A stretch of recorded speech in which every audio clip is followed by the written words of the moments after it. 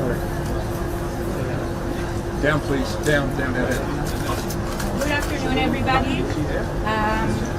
Following the negotiation between Israel and Lebanon, we have the Israeli Ambassador to the United States, Ambassador Yechiel Leiter, here to give a brief update. He will start with a short statement in English, following a short statement in Hebrew, and then we will open it up to a Q&A, very quick, 2 or 3 questions. Thank you. Okay, good afternoon.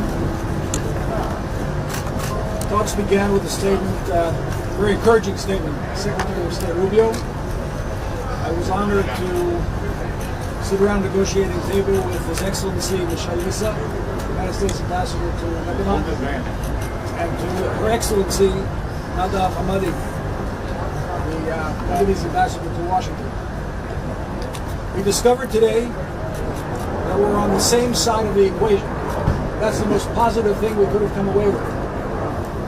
We are both united in liberating Lebanon from an occupation power dominated by Iran called Hezbollah.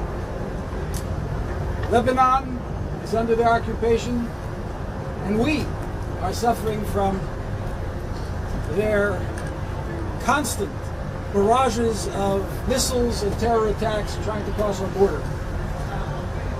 We talked about a number of things, and most importantly, the vision, the long-term vision, where there'll be a clearly delineated border between our countries, and where the only reason we'll need to cross each other's territory will be in business suits to conduct business or in bathing suits to go on vacation.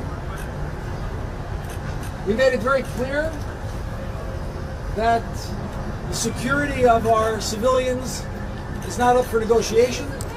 That is understood by the government of Joseph Aoun. And I must say, this was a victory for sanity, for responsibility, and for peace. Because the head of Hezbollah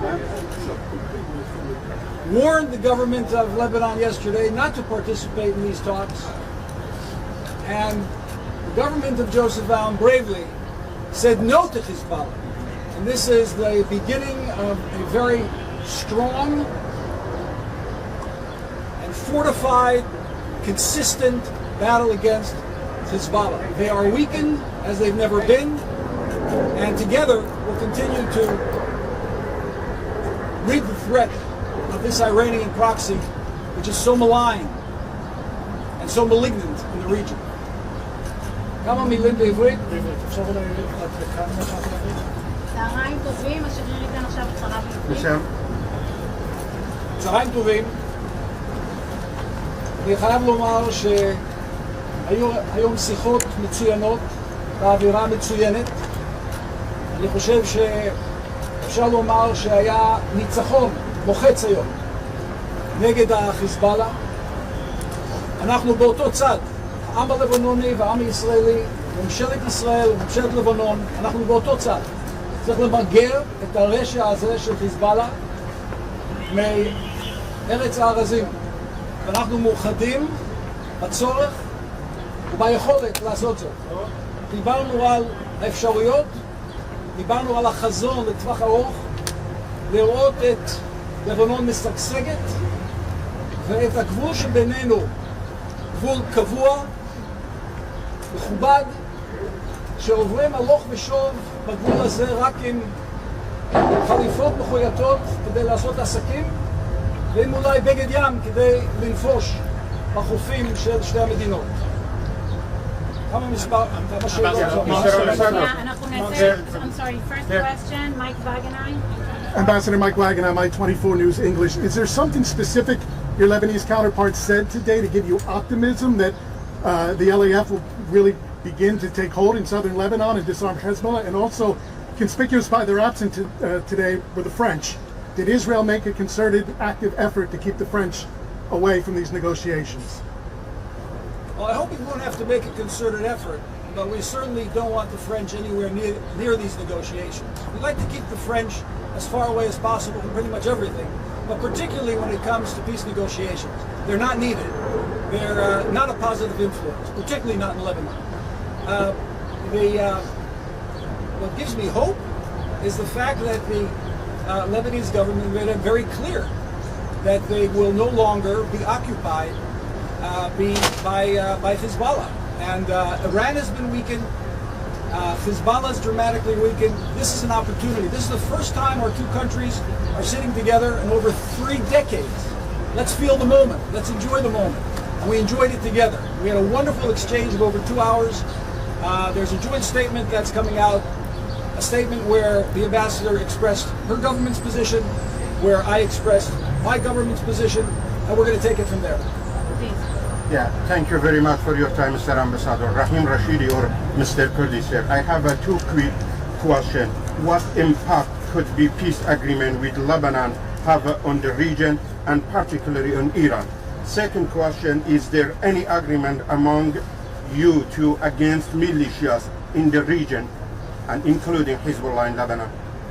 I didn't understand the second question. Second question, do you have any agreement with Lebanon to against militias on the region in Iraq? Well, first of all, on the first question, it's imperative that there's a complete delinkage between Lebanon and Iran.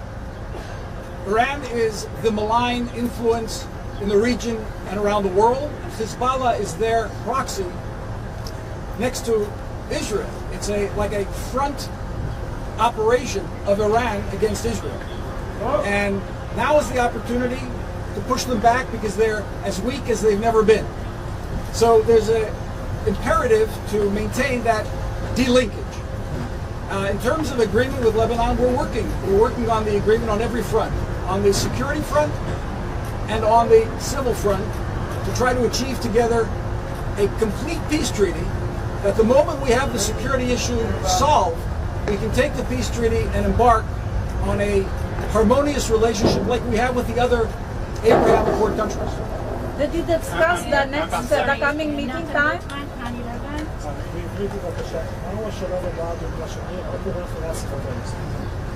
היו כמה הצעות, המלצות. אנחנו ניקח את ההמלצות האלה לממשלות שלנו. אני אקח אותם כמובן לראש הממשלה נתניהו, לממשלה השגרירה חמאדי. נעשה זאת עם לבנון. ונחזור בשבועות הקרובים, נמשיך לשבת. אנחנו כנראה נמשיך את השיחות כאן בוושינגטון. האם אפשר לשאול לגבי דרישות לבנוניות הקשורות להפסקת האש בגלל שלנו יותר חשוב? האם הם הביאו איזושהי יכולת לפרק את חיזבאללה מנשקו בצד הלבנוני? הם הביאו את הרצון העז, הפעם באמת לפרק את חיזבאללה מנשקו. ולגבי הפסקת אש, אנחנו עוסקים רק לדבר אחד, וזאת מוכרתי היטב. אנחנו עוסקים בביטחון תושבי מדינת ישראל. מה שיבטיח ביטחון המדינה נעשה, מה שלא יבטיח או יעמיד בסימן שאלה ביטחון אזרחי ישראל לא נעשה. Last question, Mark Stone. Hello, Ambassador Leiter, Mark Stone from Sky News. 3 brief questions. First of all, can you give us a sense of, put this moment into context for us? You're talking about Israelis going on holiday to Lebanon and the other way around. I mean, that is extraordinary. So put this in context for us. Secondly, when will Israel cease fire against Hezbollah in southern Lebanon? At the moment, the fighting is ongoing.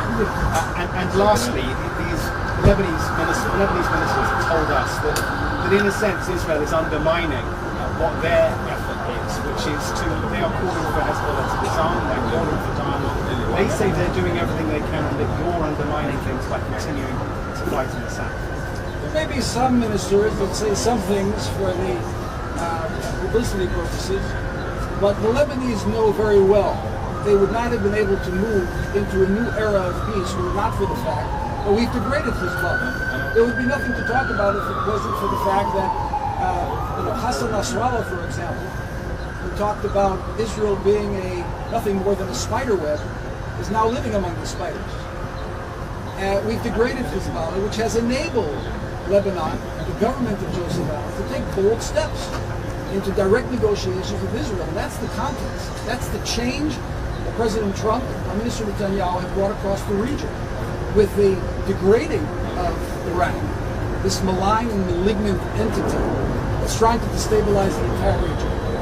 There is now the opportunity to degrade its proxies as well, to move them out of their horrific occupation of another country, and to move into an era where Lebanese and Israelis can live side by side in peace, and yes, vacation in each other's countries. It's not a pipe dream. It's a reality that can really happen in our lifetime. When will you stop fighting in Lebanon? When will you stop firing missiles at the Lebanese civilian infrastructure? I guess that's their question. I want to push back on your question. Israelis don't wake up in the morning and look to fire missiles across the border. The missiles are being fired at our civilians. That will be put a stop to. We will not allow a terror organization to continually fire missiles into our population centers. That has to be understood by anybody asking such a question. The Lebanese understand that. I hope the media will as well. Do you think When is the next meeting? Is there another meeting planned?